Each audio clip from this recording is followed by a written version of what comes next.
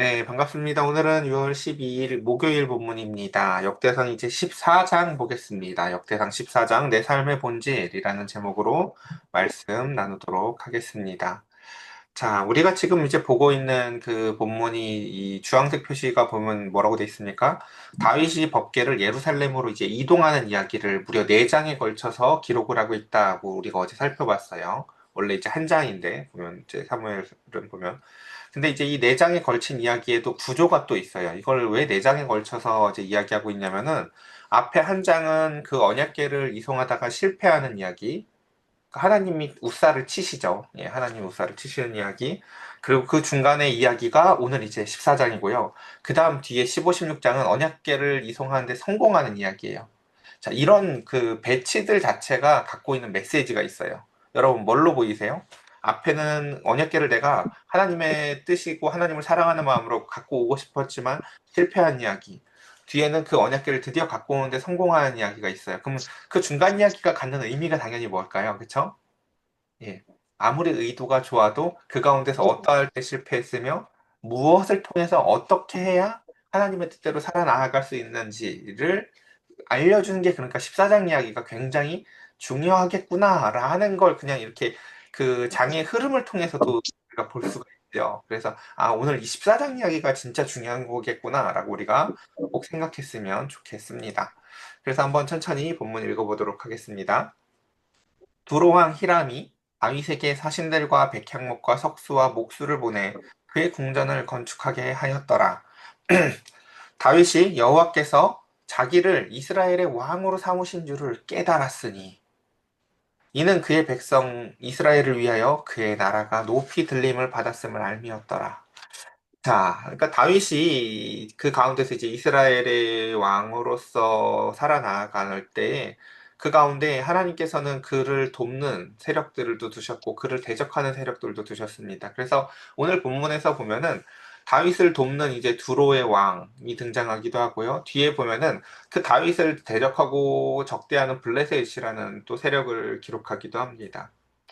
근데 그 가운데 중요한 것은 그거죠. 이제 우리의 눈에는 뭐만 보여요. 그래서 두로왕은 착해 보이고 블레셋은 나빠 보이는 이러한 이중적인 시각만 존재할 수 있으나 다윗은 그 너머에 하나님의 손길을 깨달으면 뭐라고 깨달아요? 내가 지금 왕이 된 게 그 가운데서 이게 하나님께서 나를 왕으로 삼으신 거구나라는 걸 깨달아라 라는 거예요. 내가 그저 그냥 자녀를 낳고 살아가는 것이 아니라요. 하나님이 나에게 이 두 자녀들, 세 자녀들, 네 자녀들을 나에게 주셨구나. 나에게 하나님이 부모됨을 허락하셨구나. 라는 걸 여러분 깨달으셔야 돼요. 그 주권이 나에게 있는 것 같아 보였지만 그것이 아니라 하나님이 나를 부모 삼으셨구나. 하나님이 나를 왕을 삼으셨구나. 라는 걸 뭐 해야 된다고요? 깨달으셔야 돼요. 이 깨달음이 왜 중요하냐면요. 그걸 깨달아야 내가 마땅히 행해야 될 게 뭔지를 알아요.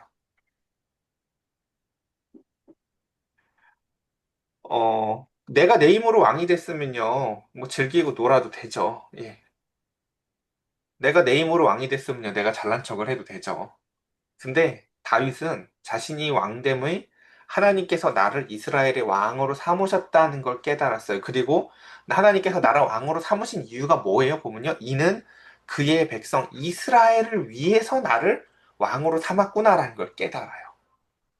그러니까 여기서 나의 영광이라는 것은 존립할 수가 없죠. 왜요? 하나님이 이스라엘 백성을 위해서 나를 왕을 삼았다 하는 걸 깨달은 사람이 그 가운데에서 여기서 나의 영광을 찾을 수가 있어요. 그렇죠?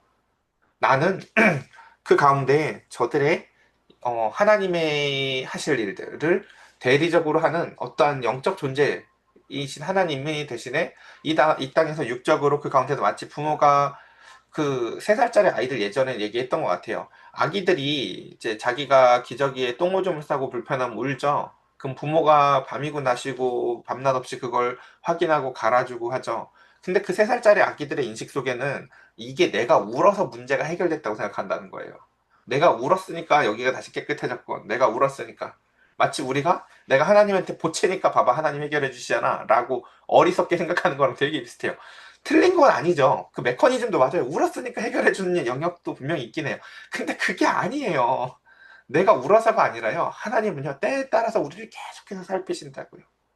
우리가 깨달아야 될 거는 내가 울었기 때문에 문제가 해결됐다가 아니라 그 부모도 하나님께서 나를 부모 삼으셨구나라는 걸 깨달아서 내가 자녀를 돌보면서 대체 언제 클래? 아유 힘들어 죽겠다가 아니라 그 자리에 영광됨을 알아야 돼요.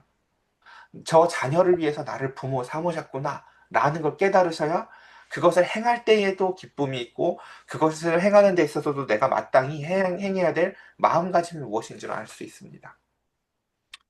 그래서 그 모든 주권이 하나님에게 있다는 것을 깨달은 다윗은 그 가운데서 이렇게 보면 이제 뒤에 조금 더 읽어보도록 할게요. 그래서 이제 다윗이 예루살렘에서 또 이제 낳은 자녀들 이야기 이름이 등장을 하는데요. 이제 요 얘기에 앞서서 이 이야기들 전체를 바라봐야 되는 렌즈를 하나 좀 보고 갈게요. 그러니까 이 역대기 같은 이제 글들을 읽을 때 되게 중요한 게 렌즈 중에 하나가 시편에 많이 있는데 시편 2편에 보면 이런 말씀이 있어요.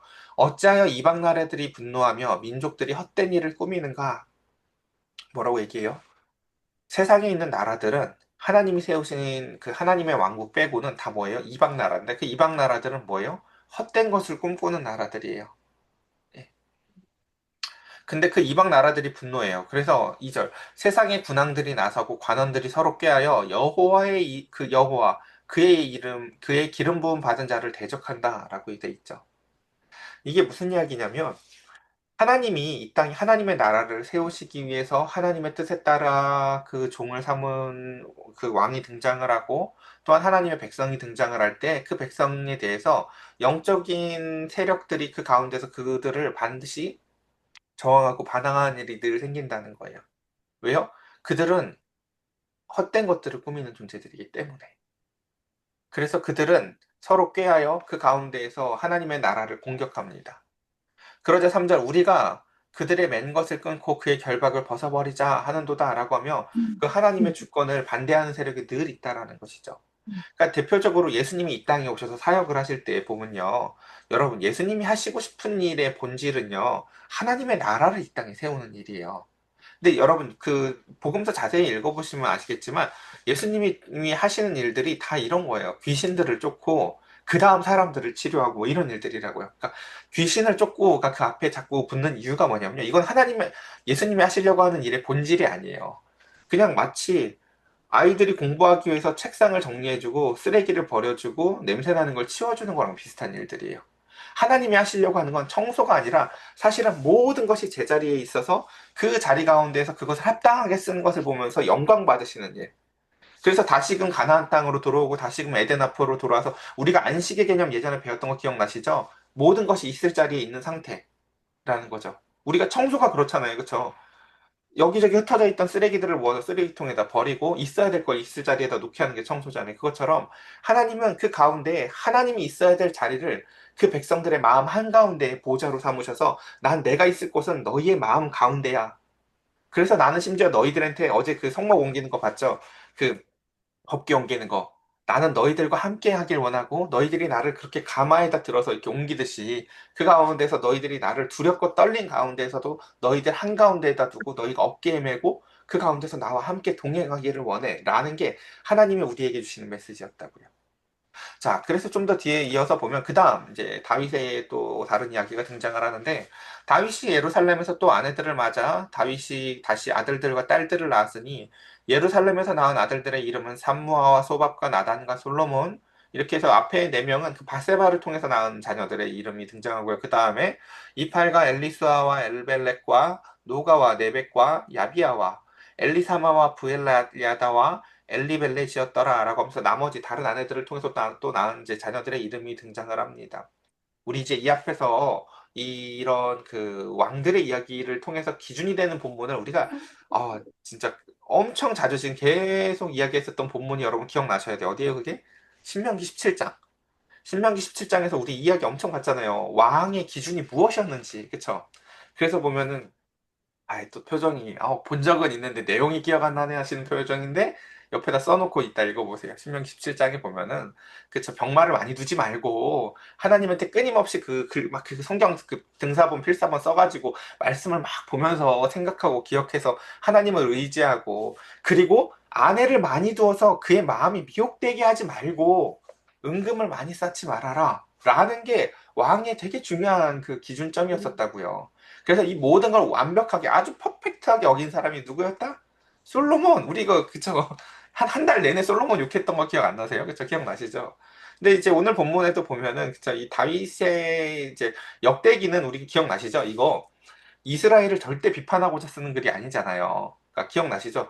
구약 성경의 제일 뒤에다 두어서 그 가운데 하나님이 줬던 은혜를 헤아려 보자 하고 쓴 글이니까 다윗의 잘못도 다윗의 잘못이라고 기록을 하진 않아요. 하지만 그 가운데서 이제 이걸 통해서 알 수 있는 거죠.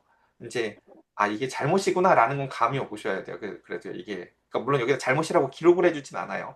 그러니까 이런 게 어떤 거냐면 그래요. 수많은 전쟁 이야기들의 책들을 읽어보면요. 전쟁이 패배하게 되는 게요. 큰 잘못 때문이 아니라 사소한 잘못 베푼 인정 때문인 경우들이 꽤 많거든요. 삼국지에서 보면 다윗이래. 관우가 죽는 것도 보면요. 그냥 그 자리에 놓지 말아야 될 사람을요. 아, 그냥 이거 한번 결정한 건데 뭐 어때? 그냥 그 사람을 하게 놔둬. 라고 한 이 사소한 결정 하나가 나비 효과처럼 커져서 나중에 그 관우가 죽어요, 보면요. 그런 것들처럼 그 가운데에 그 가운데 이제 이 본문이 그런 작은 이렇게 빌미를 보여주는 거예요. 다윗이 하나님 앞에 막 묻고 그 가운데서 잘 사는 것 같지만 그 가운데서 이렇게 철저하지는 못했었던 점들이 있었다는 것들을 어쨌든 여기서 또 볼 수가 있습니다. 근데 여러분 우리가 전쟁의 영적 전쟁이라고 했잖아요. 이 모든 것들이. 그러니까 영적 전쟁의 기본이 뭐냐면 철저함이에요. 철저함. 정말. 예. 그러니까 저희가 아까 그 마땅히 행할 것을처럼 하는 거라고 얘기했죠. 마땅히 행할 것처럼 한다는 걸 또 이렇게 표현을 하면 너무 추상적이어서 여러분들이 빨리 생각이 안 날 것 같은데 저희 집의 가장 기본적인 모습이 뭐냐면요. 아이들이랑 밖에서 놀고 오잖아요. 그럼 집에 문을 열고 들어오자마자 애들이 태어나서부터 제가 지금 7살, 9살까지 키울 때까지 매일 집에 들어오자마자 하는 첫 마디가 있어요. 그게 뭘까요? 손 닦아요. 예. 이 얘기를 애들이 알아요. 그러니까 집 문 열자마자 그래서요. 알았어. 아무것도 만지지 말고 손 닦아. 혹시나 좀 지저분하게 막 뒹굴고 놀았으면 그 자리에서 옷 벗어놓고 빨리 손 닦아. 이거를요. 알아도 맨날 하거든요. 그러니까 아이들 입장에서 이제 이 정도 7년, 9년 이 얘기를 들으니까요. 집에 문을 열자마자 마땅히 행할 게 손 닦기라는 걸 알아요. 여러분. 이거예요. 마땅히 이렇게 내가 하나님께 늘 물어야 되는 것. 하나님께 내가 늘 기도해야 되는 걸요. 마땅히 행해야 될 것만큼 알아야 돼요. 내가 마땅히 행해야 될 게 뭔지 아는 것처럼.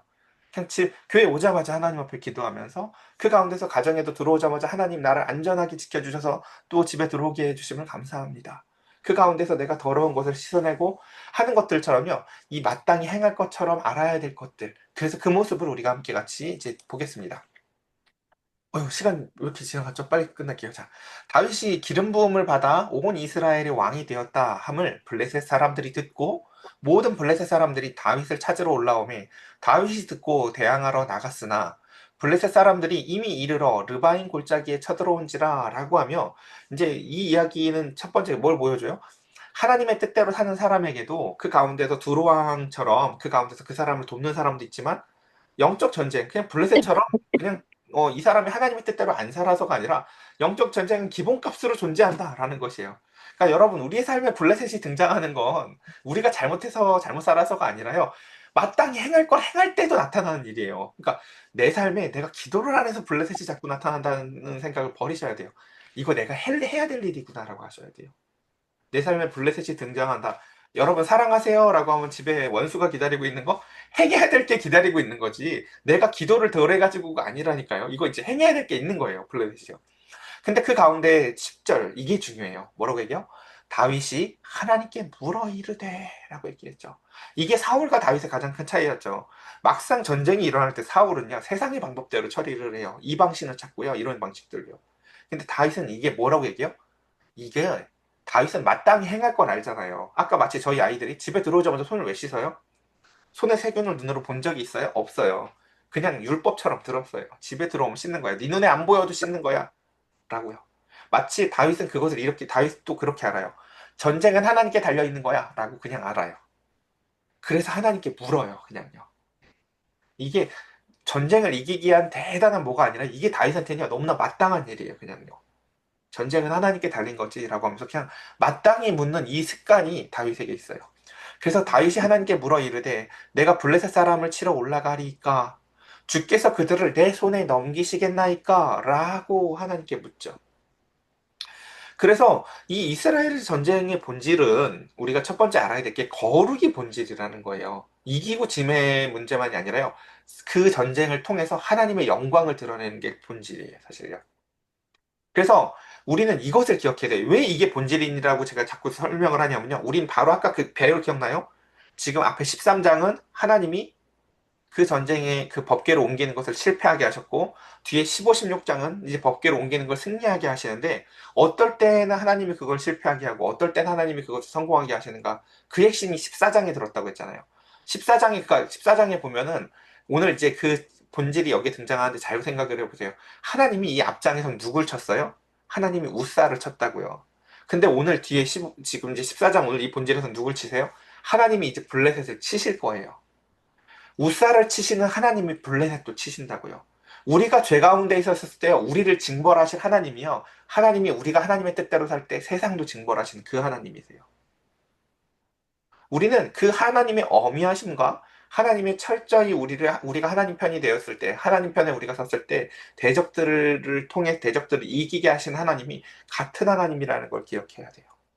그래서 여호와께서 그에게 이르시되 올라가라 내가 그들을 내 손에 넘기리라 하신지라 라고 하며 다윗은 하나님께 철저히 묻고 그 전쟁에 나아갑니다. 이에 무리가 바알 브리심으로 올라갔더니 다윗이 거기서 그들을 치고 다윗이 이르되 하나님이 물을 쪼개같이 내 손으로 내 대적을 흩으셨도다 라고 하며 아 그쵸 그곳의 이름을 바알 브리심이라 하셨더라라고 하면서 그 전쟁이 이기고 나서 뭐 블레셋 별거 아니네 우리가 좀 뭘 하는구나, 라고, 내가 보이는 것도 아니고, 상대가 보이는 것도 아니고, 오직 뭐만 보여요? 하나님만 보이세요. 하나님은 흩으시는 하나님이시구나, 라는 게 보여요. 저 블레셋이 뿔뿔이 흩어지는데, 뿔뿔이 흩어지는 블레셋의 그 군사들이 보이는 것이 아니라, 하나님의 솜씨가 보여요. 하나님은 ht으시는 하나님이시구나. 보시죠. 그래서 블레셋 사람이 그들의 우상을 그곳에 버렸으므로 다윗이 명령하여 불에 살으니라. 이 지점도 너무 중요한데 큰일 났다. 자, 왜 이게 중요하냐면 이래요. 전쟁에 승리한 다음에 사람들이 많이 변하거든요, 보통요. 블레셋은 전쟁에 승리하자마자 이제 사람이요, 원래 어려울 때보다 있을 때 본질이 드러나요. 돈이 생겨보고 명예가 생겨보면 그 인간이 어떤 인간인지 나도 몰랐어 내가 이럴 줄 하는 모습들이 그때 막 튀어나오거든요. 자, 블레셋이랑 전쟁을 이겼을 때 반대로 생각해보자고요. 블레셋은 전쟁을 이겼을 때 어떻게 했나요? 사울한테. 사울의 갑옷은 자신들의 신전에 두고 그 다음에 또 사울의 머리를 그 다곤 신전에 두면서 블레셋이 신이 승리했다라고 막 이렇게 보여요. 그러니까 블레셋의 신은 사실은 신이라고 얘기하지만 사실은 인간이랑 똑같은 존재예요. 그렇죠? 근데 반면에 하나님은 어떻게 하셨는가? 다윗은 블레셋의 신들의 전리품 같은 걸 취하지 않아요. 첫 번째 전쟁에 승리하고 나서. 그리고 하나님께 그걸 바치지도 않아요. 예. 하나님은 그런 걸 받고 싶어 하는 하나님이 아니세요. 그리고 오직 율법에 따라 불사름으로 인해서 이것이 백성들의 마음에 탐심을 일으키거나 이것이 백성들의 마음을 미혹하게 하지 않게 그냥 다 불살라요. 뭐 어떻게 한다고요? 경청하고 하나님이 말씀하신 대로 순종함으로 하나님께 영광을 돌려요. 하나님께 영광을 돌리는 건요, 무언가를 많이 바치는 게 아니라요, 말을 잘 듣는 거라니까요. 제가 얘기했잖아요. 저희 장모님이 맨날, 시원아범아, 애들 계단 내려갈 때 조심해라. 라고 하는 걸 내가 늘 떠올린다니까요. 계단 내려갈 때마다 이 4층 집에서 내려갈 때. 정말 사소하죠. 별거 아니죠. 하나님께도 마찬가지예요. 너에게 그것이 미혹이 될 만한 그 모든 것들을 너는 그것을 그 신명기 17장에서 얘기했듯이 그것을 아내를 옆에다 두고 돈을 의지하지 말고 했으면 그것을 그대로 하나님의 말씀에 따라 듣고 이것을 불사르는 게 하나님께 영광을 올려드리는 거예요. 그래서 그것을 통해서 아는 거죠. 야, 쟤들은 저걸 왜 다 불태워? 잘 생각해 보세요. 예를 들어 블레셋의 전차가나 이집트의 전차가 있다고 쳐보자고요. 그럼 전쟁에서 이겼어. 그럼 제일 먼저 하고 싶은 게 뭐예요? 전차를 뺏어다 갖다 놓고 싶지 않아요? 다음에 전쟁이 일어나면 이 전차로 맞고 싶지 않냐고요. 그쵸? 근데 그걸 불태워요. 야, 쟤들은 전쟁에서 겨우 이겨놓고 저 전차 때문에 그 고생해놓고 쟤네는 저걸 왜 불태우냐? 이 전쟁이 쟤네들의 실력으로 이긴 게 아니라 하나님 때문에 이긴 거래. 라고 드러내는 게 하나님의 백성의 전쟁의 본질인 거예요. 그러니까 우리도요 똑같이 돈을 의지하고 싶을 거예요. 그러니까요. 세상과 전쟁에서 겨우 이기고 나서 내가 젊었을 때 돈 때문에 얼마나 고생했는지 하고 나이 들어서는 돈을 꼭 품고 싶은 삶이 생각이 들 수 있어요. 근데 하나님은 그 백성들에게 말씀하시는 거예요. 너 돈을 의지하지 마. 그 가운데 하나님만이 주님이심을 증언하는 삶. 그래서 마지막 절입니다. 자, 블레셋 사람들이 다시 골짜기를 침범한지라, 예, 또 와요, 이놈의 새끼들. 2차, 또, 블레셋이 또 침공해 옵니다. 야, 여기가 저 너무너무 좋아요. 자, 다윗이 또 하나님께 묻자온대. 뭐 한다고요? 똑같은 일이 한 번 벌어졌잖아요. 두 번째 벌어지면, 나 이제 블레셋 좀 알아. 그때 전쟁해 보니까 저쪽 높은 지대를 점령하면은 잘 보이고 전쟁에 이기기 쉽겠더라라고요. 노하우가 있고 경험이 있을 거 아니에요. 우리가 나이 든 사람들이 신앙이 좋을 것 같지만 꼭 그렇지도 않은 이유 중에 하나가 뭔지 아세요? 경험이 우상이래거든요. 나 해봤어, 다. 나도 젊었을 때 그거 다 해봤어. 전쟁을 블레셋이랑 해봤다고요. 근데 다윗은 처음 해보는 사람처럼 똑같이 물어봐요. 하나님 하고요. 이게 다윗한테 뭐라고요? 마땅히 행할 일이에요, 여러분. 이게. 그런데 하나님이 더 놀라워요. 하나님 뭐라고 얘기해 주세요? 마주 올라가지 말고 그들 뒤로 돌아가서 뽕나무 거기 숲을 맞은편 있지? 거기서 기습을 해. 라고 알려주신다는 거예요. 뽕나무 꼭대기에서 걸음을 걷는 소리가 들리거든. 곧 나가서 그때 싸우는 거야. 라고요. 이거 주어가 하나님이 아닌 것 같지 않아요? 그쵸? 예. 무슨 블레셋에 첩자를 심어놨다가 그 첩자가 알려주는 말 같지 않아요? 그쵸? 여기서 너무 아름다운 모습이 그거죠. 직접적이고도 지속적인 인도하심을 베푸는 하나님과 그것을 받아듣는 다윗. 제가 중학교 때 예수님을 만나고 한참 뜨거웠던 한 3년이 있었을 때 제가 이 얘기 여러 번 했어요. 하나님이랑 하나님한테 인도하심을 받는 게 너무 행복해서 했던 최고봉의 기도가 뭐였냐면, 하나님 내가 지금 걷고 있는데 저 에스컬레이터가 눈앞에 보이는데 오른발을 먼저 디딜까요? 왼발을 먼저 디딜까요? 라는 걸 기도해 본 적이 있다니까요. 이 무슨 의미가 있어요, 이게요. 그쵸? 오른발을 내딛는지 왼발을 내딛는지가 의미가 있어요? 그런 기도를 왜 할까요? 뭐가 궁금해서도 아니고 뭐가 필요해서도 아니고 동행하는 게 너무 행복해서예요. 내 마음에 하나님이 계시는 게 너무 행복해서라고요. 그러니까 다윗은 지금 상황은 전쟁이지만요. 하나님한테 인도하심을 받는 게 너무 행복해요. 그 가운데서 하나님한테 묻는데요. 하나님이 가르쳐 주는 게 더 기똥차요. 저기서 숨었다가 저 숲을 뒤에서 숨었다가 소리가 나면 그때 기습하는 거야 라고 알려주신다는 거예요. 우리 흔히 이런 얘기들 제기하잖아요. 하나님은 기도해도 잘 안 알려주잖아. 하나님은 기도해도 뭐 되게 잘 이렇게 그러진 않잖아. 글쎄요. 예, 그렇지 않습니다. 하나님한테 묻는 사람, 하나님을 의지하는 사람, 하나님께 세밀한 인도함을 원하는 사람에게는요, 하나님은 점차 세밀하게 가르쳐 주세요. 그래서 그 가운데, 그래서 너보다 하나님이 앞서 나아가서 블레셋 사람들의 군대를 치리라 하신지라. 내가 하지만 하나님이 먼저 해놓으실 거라는 거죠. 그래서 이에 다윗이 하나님의 명령대로 행하여 블레셋 사람의 군대를 쳐서 기브온에서부터 게셀까지 이르렀더니 다윗의 명성이 온 세상에 퍼졌고 여호와께서 모든 이방 민족으로 그를 두려워하게 하셨더라. 아까 그 시편 2편에 나왔던 것. 열방이 그 가운데서 막 기억나시죠? 그 가운데 하나님을 우습게 알았을 때 그 가운데서 하나님은 그들을 코웃음 치시면서 그 가운데서 하나님의 나라의 백성들에게 힘을 실어주는 이야기. 그래서 사람이 하나님을 경외할 때만이 주어지는 그 두려움이 있거든요. 그러니까 시간이 없어서 이거 정리를 해볼게요.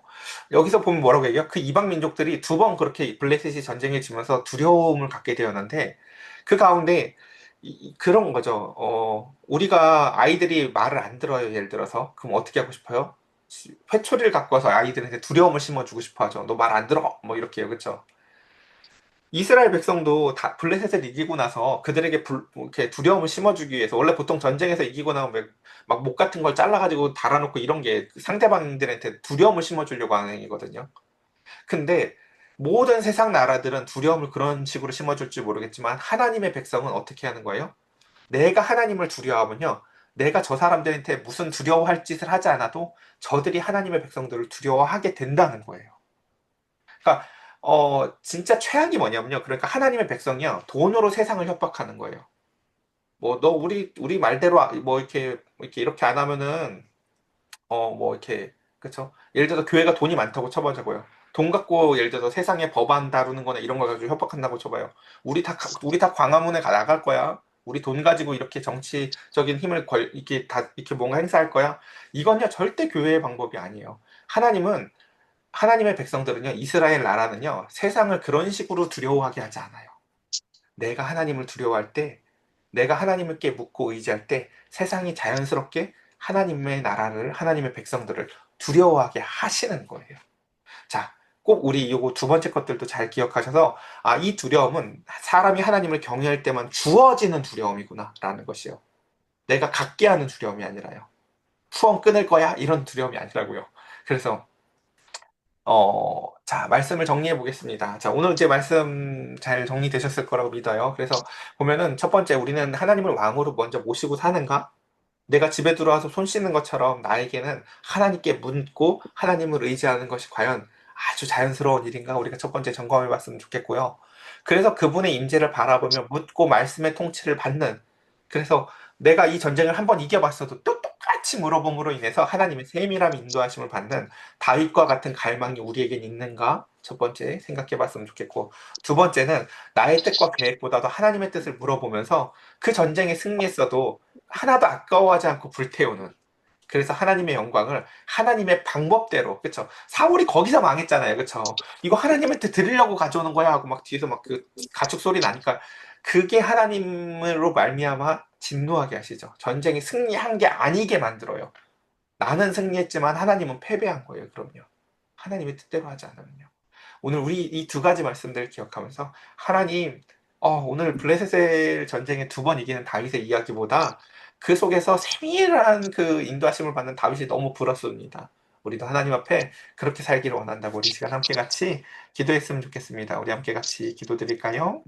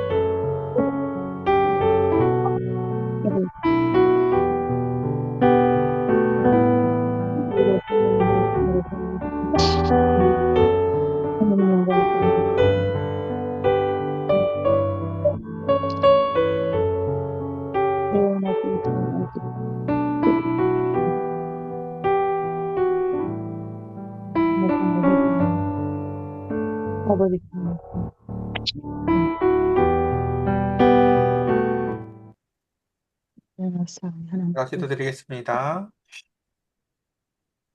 거룩하신 하나님, 다윗은 내가 이스라엘의 왕이 된 것은 하나님께서 나를 세워주셨음이며, 나를 하나님께서 왕으로 세우신 것은 이스라엘 백성을 위함이구나 라는 것을 깨달았다는 말씀으로 오늘 말씀을 시작했습니다. 나의 있는 자리에 나를 부모로, 나를 직장인으로, 나를 목회자로, 나를 그 있는 자리에 세우신 분이 하나님이시며 그 세우신 목적을 깨닫고 이는 나를 위함이 아니라 내 자녀들, 내 동료들, 내 가족들을 위함이며 그 가운데 하나님의 뜻대로 살아가는 삶이 무엇인지를 세밀하게 하나님한테 묻는 다윗의 모습을 통해 하나님의 승리가 무엇인지 우사를 치셨던 하나님이 또한 블레셋도 치시는 하나님이심을 오늘 우리는 바라봅니다. 하나님, 우리가 그렇게 하나님 앞에 세밀한 인도하심을 받아 살게 하시고 내가 열심히 기도해서 하나님을 내 편을 끌어들이는 것이 아니라 내가 하나님의 편이 되어져 내가 하나님의 백성으로 살아가는 우리 사랑하는 성도들 되게 하여 주시옵소서. 오늘 하루의 삶 가운데에서도 그 거룩한 영적 전쟁 가운데 하나님께 묻기를 즐거워하고 하나님의 뜻대로 살기를 기뻐하며 그 희락이 가득한 삶을 살길 원하오니 주여 오늘 하루의 삶 가운데 우리 사랑하는 성도들에게 묻는 성도들에게 하나님 응답하여 주시옵소서. 우리 주 예수 그리스도의 이름으로 기도드렸사옵나이다. 아멘.